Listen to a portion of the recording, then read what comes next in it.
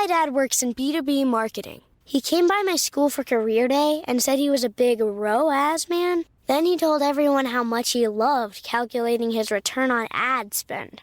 My friends still laugh at me to this day. Not everyone gets B2B, but with LinkedIn, you'll be able to reach people who do. Get a $100 credit on your next ad campaign. Go to linkedin.com/results to claim your credit. That's linkedin.com/results. Terms and conditions apply. LinkedIn, the place to be, to be. We acknowledge the traditional owners of country throughout Australia and recognise their continuing connection to land, waters and culture. We pay our respects to their elders past, present and emerging.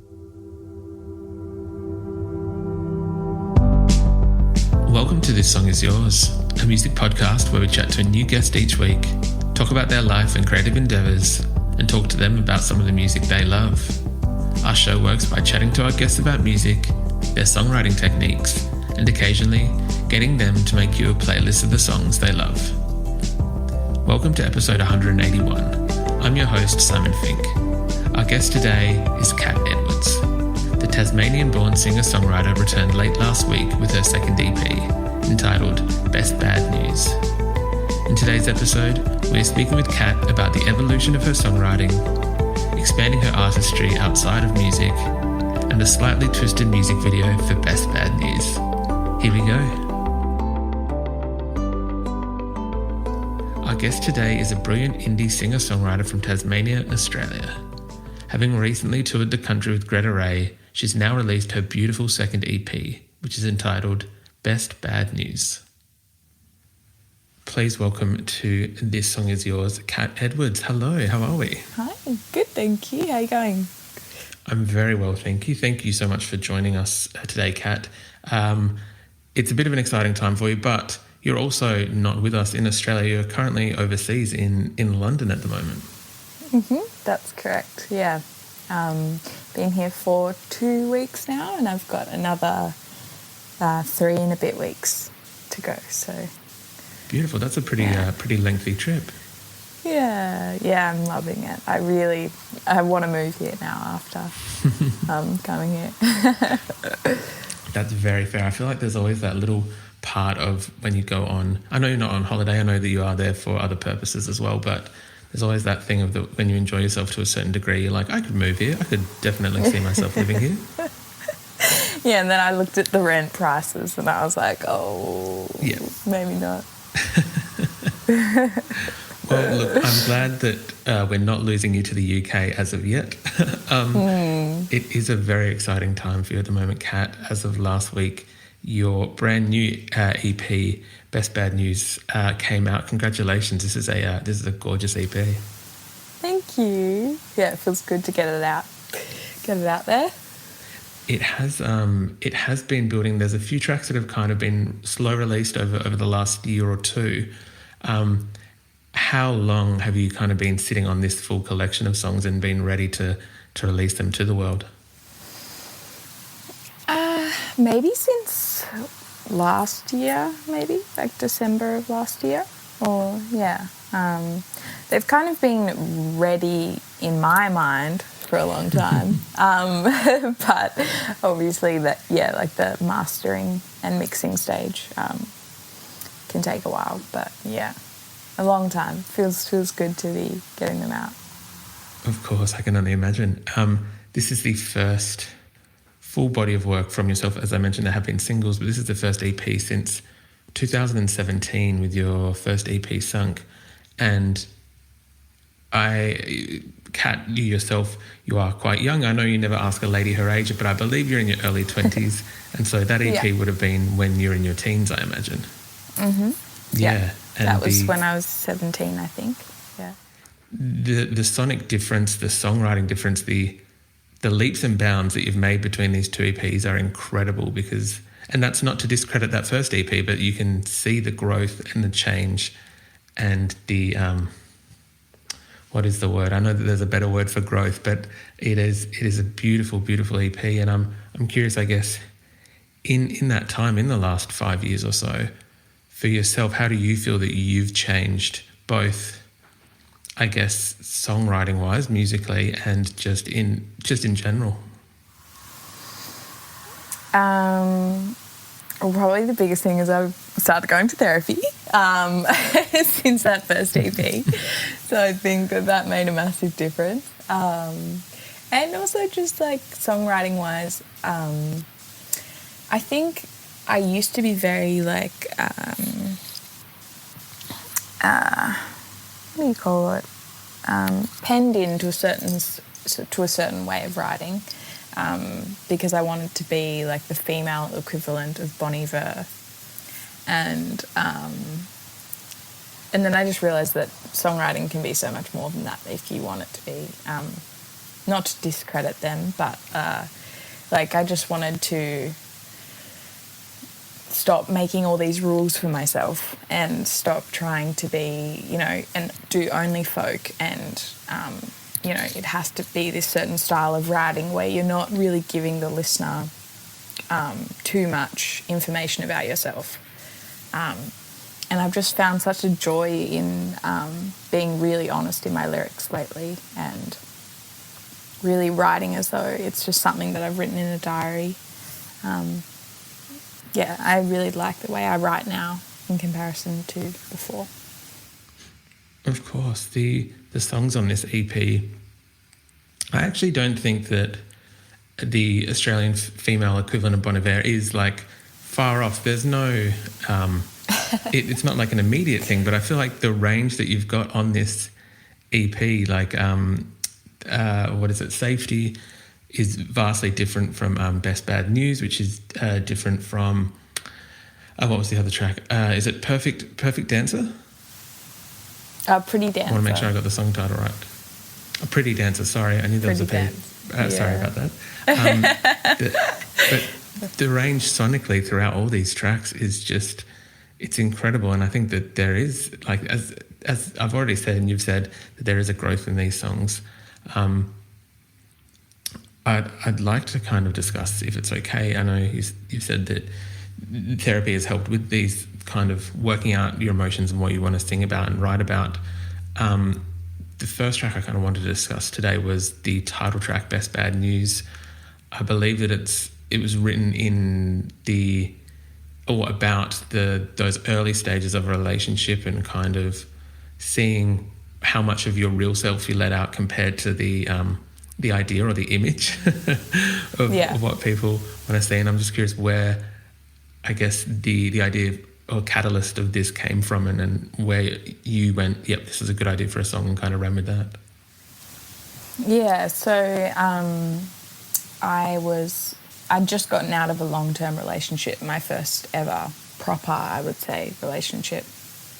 And I was starting to casually date people, and this one person who was a musician themselves and we were seeing each other for a little bit. And I guess I was just having those, like, I remember saying to my friend, like, I think I'm in trouble, because as in, like, they were bad news, because I just could tell that I would like them, more than just like a casual thing.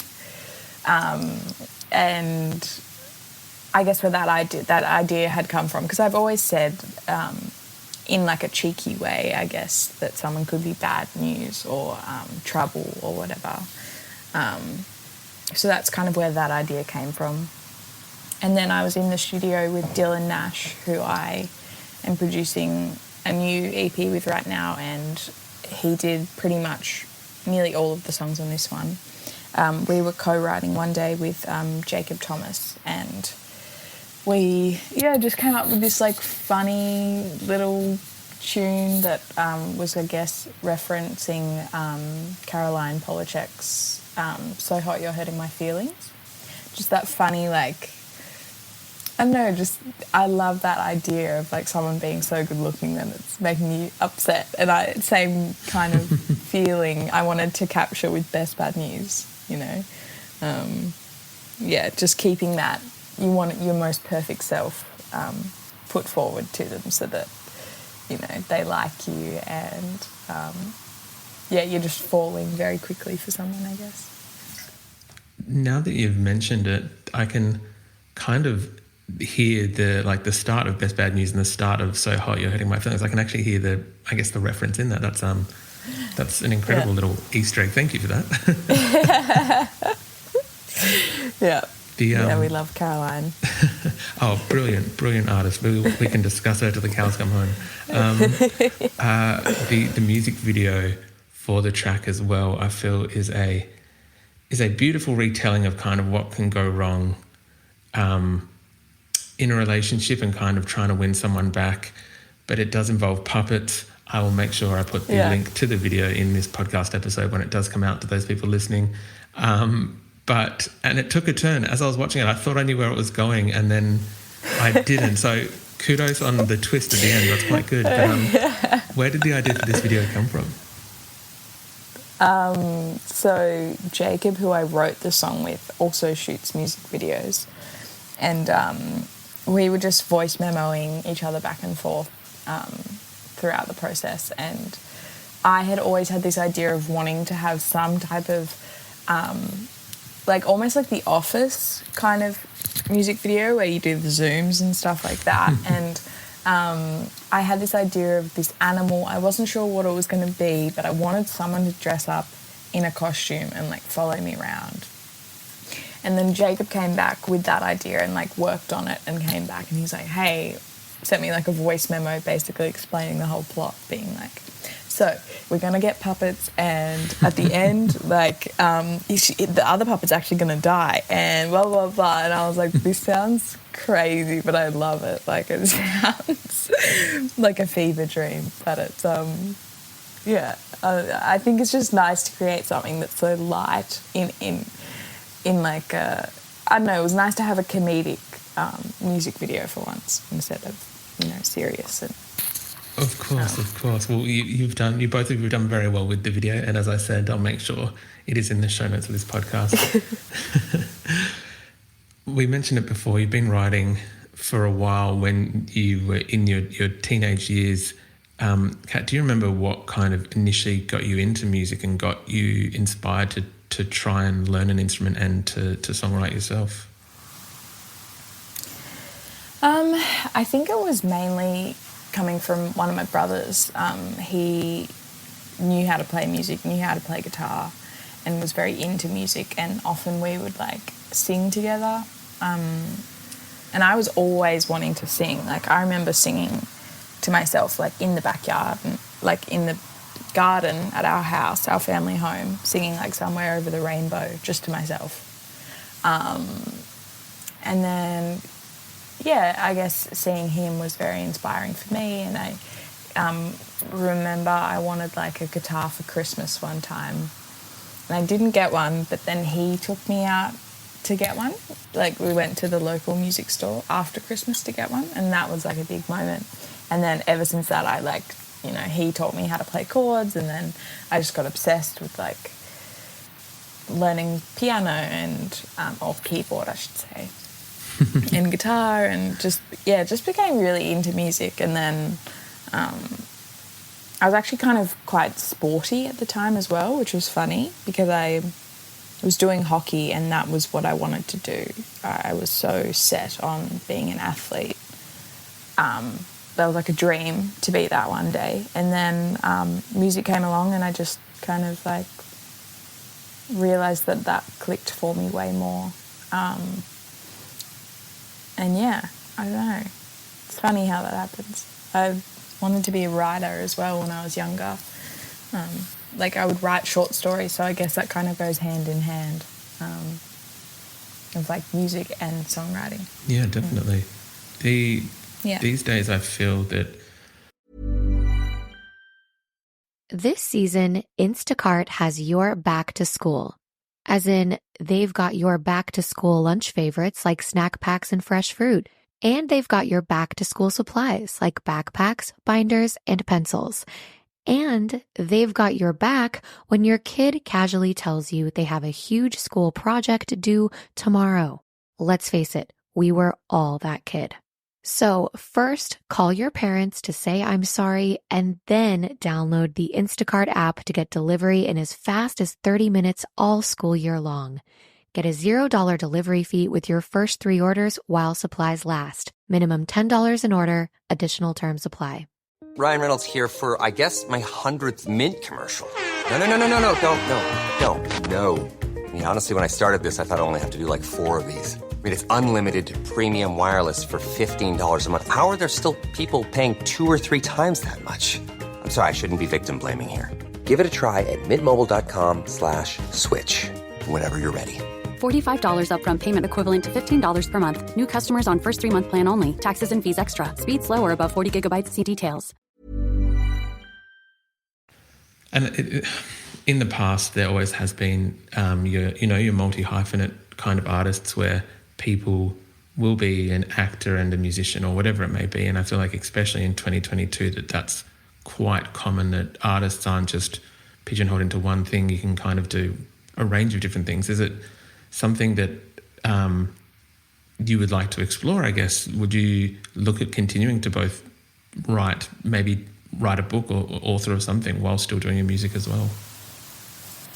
Yeah, I think so. I think I'd like to write something eventually, like maybe when I'm a little bit older. Because I keep a diary and I think it would be fun to take those diaries and make some sort of like biography or something, or like maybe not even a biography, maybe like a fictional story but based on everything I went through in the music industry, and like using real events but like changing the names and stuff.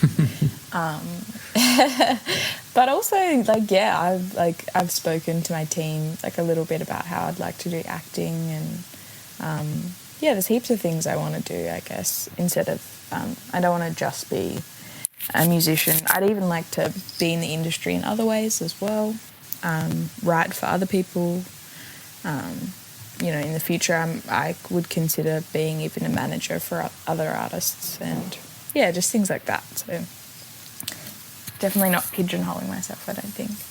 I think that, as we discussed, that music video, you've already got your start in comedic acting, so that's the first IMDb entry, and then from there we just build it up from there. Yeah. Do you find yourself often, when you are writing music, because it can sometimes happen that songwriters will write something that they think is for themselves and it doesn't quite fit, it's not quite the right vibe or whatever kind of word you want to use for it. I know you just mentioned writing for others. Have you come across anything within your own songs that you've kind of put aside and thought maybe that would be better for someone else, or it isn't right for me?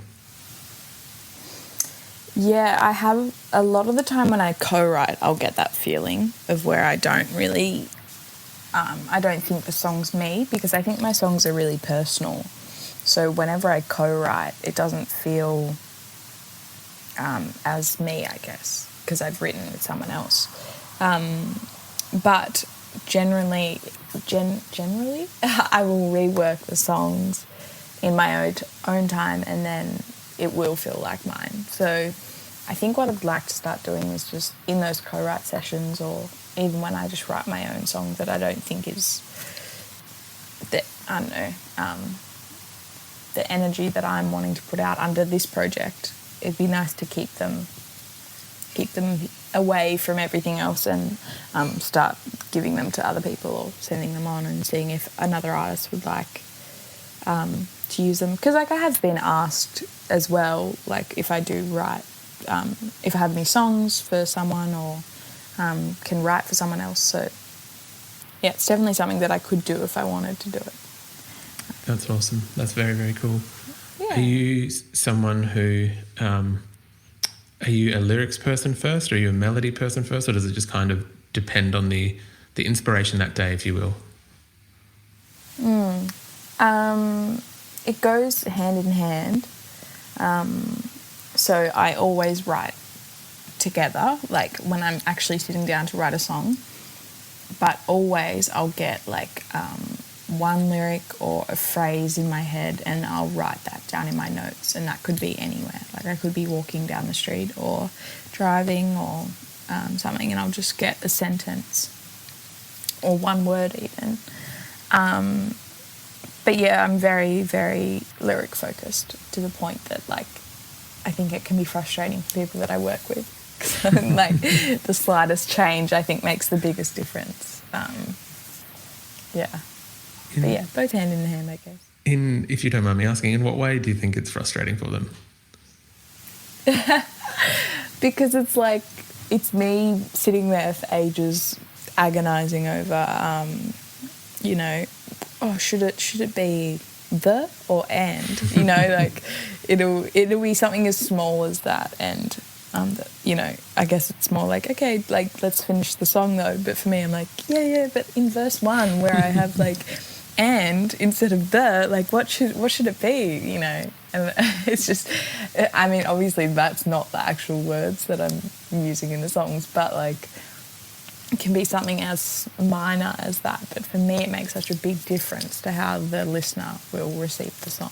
So I just keep going over and over and over. Yeah, well, at the end of the day, it's your name on the project. You're the one singing these songs day in, day out. So I think it's very fair if you decide, whatever word it may be, that it kind of makes that it's perfect for you, because, again, you are the one who has to live with that song for years to come.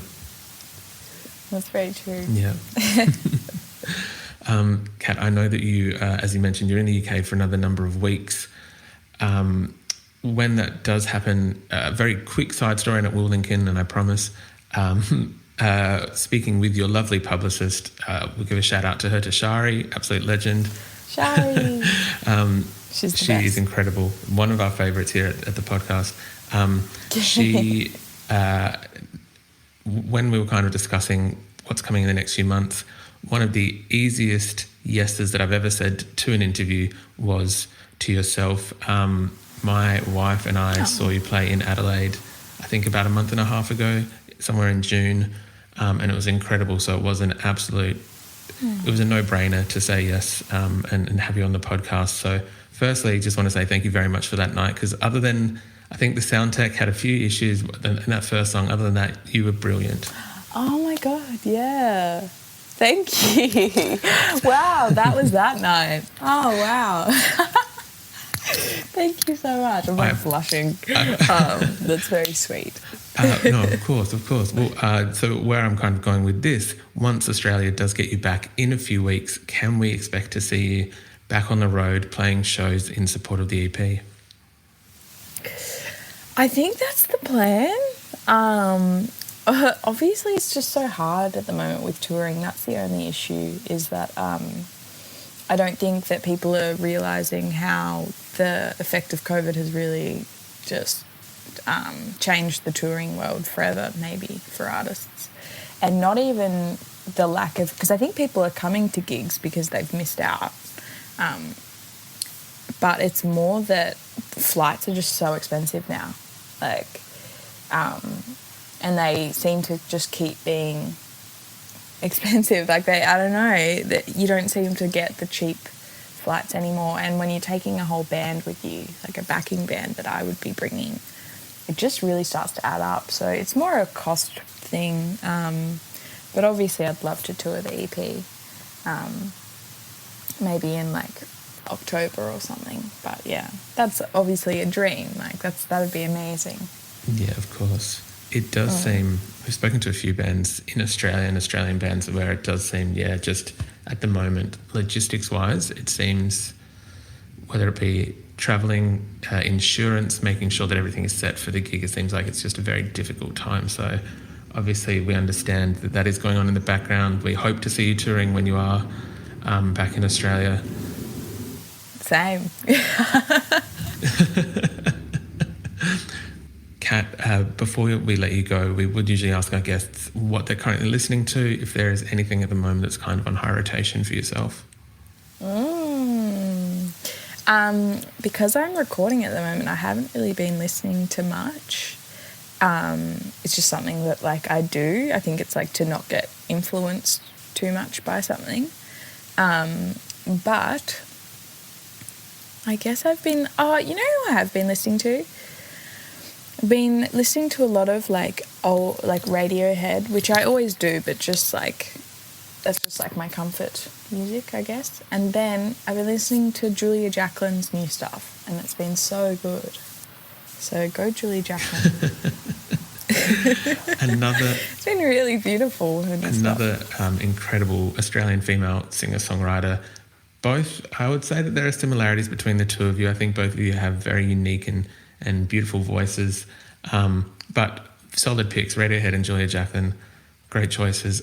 Kat, thank you very much for being on the podcast, and congratulations again on the EP, which is out now. Thank you for having me. It was a pleasure.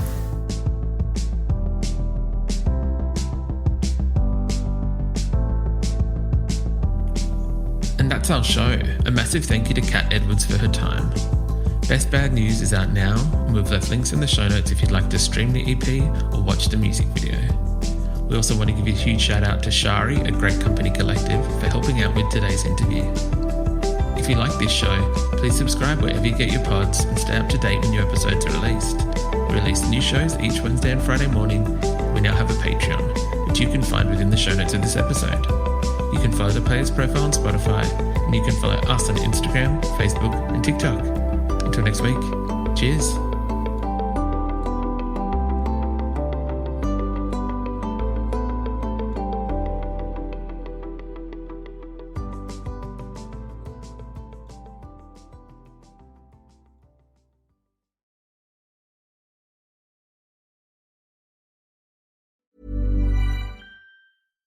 This podcast is brought to you by eHarmony, the dating app to find someone you can be yourself with.